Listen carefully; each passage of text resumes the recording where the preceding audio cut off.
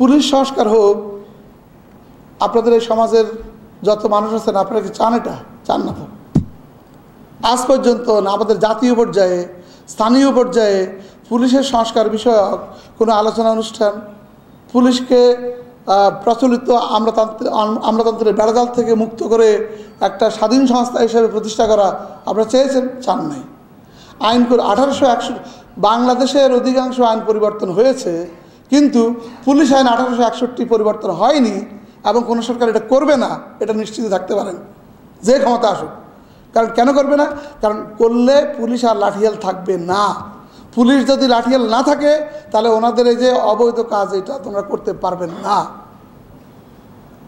এই যে জায়গাটা, এই জায়গাকে আমরা অ্যাড্রেস করছি। আপনি আমাকে ব্লেম করেন, কোনো অসুবিধা নেই, কিন্তু এই জায়গাটাতে আমাদের দাবি থাকতে পারে।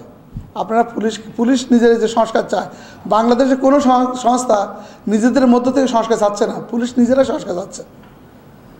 এবং এই সরকারের আমলে যে সংস্কার কমিশনগুলো গঠিত হয়েছে সবগুলো নিয়ে আলোচনা হচ্ছে, কিন্তু পুলিশের সংস্কার নিয়ে কোনো আলোচনা হয়েছে অন্তত আমার নজরে পড়েনি, আপনাদের নজরে পড়তে পারে। আমরা কি চাই?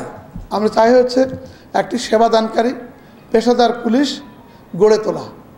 দ্বিতীয়, আমরা চাই একটা নৈর্ব্যক্তিক দায়িত্ব পালনকারী সদস্য, যারা অন্যায়কে প্রশ্রয় দেবে না, যারা ন্যায়ের পক্ষে থাকবে, যারা পেশাদার হিসেবে কাজ করবে।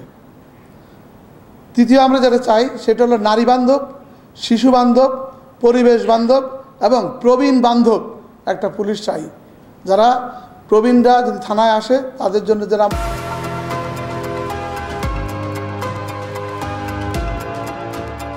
আমরা সেবার একটা ব্যবস্থা করতে পারি সেই রকম পুলিশ চাই। আমরা আপনাদেরকে সুখবর দিতে চাই, বগুড়ার শাহজাহানপুর থানাকে আমরা প্রাথমিকভাবে এই জন্য নির্বাচিত করেছি এবং বগুড়ার শাহজাহানপুর থানায় আমরা এটার চর্চা করছি। সমাজের বড় ভাই যারা আছেন,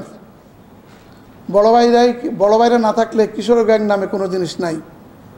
সমাজের এই বড় ভাই কারা আপনারা জানেন, যেমন আমরাও জানি।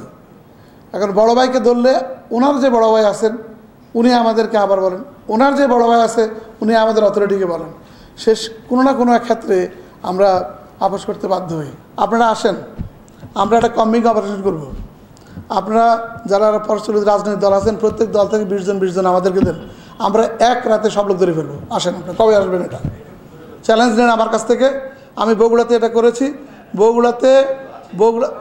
বগুড়াতে আমরা চাওয়ার পরে মাত্র একটা বা দুটো সংগঠন থেকে লোক পাইছে, আর কারো কাছ থেকে লোক পাইনি আমরা। এটা হলো আমাদের অভিজ্ঞতা, আমরা দিবেন। আপনারা হয়তো আজকে জোশে বলে বলতে পারেন আমি 100 জন দিব, আর দিতে পারবেন আপনি, কিন্তু বাস্তবতা হচ্ছে আমরা পাইনি। ইনশাল্লাহ আমরা আশাবাদী, ইনশাল্লাহ পাবো।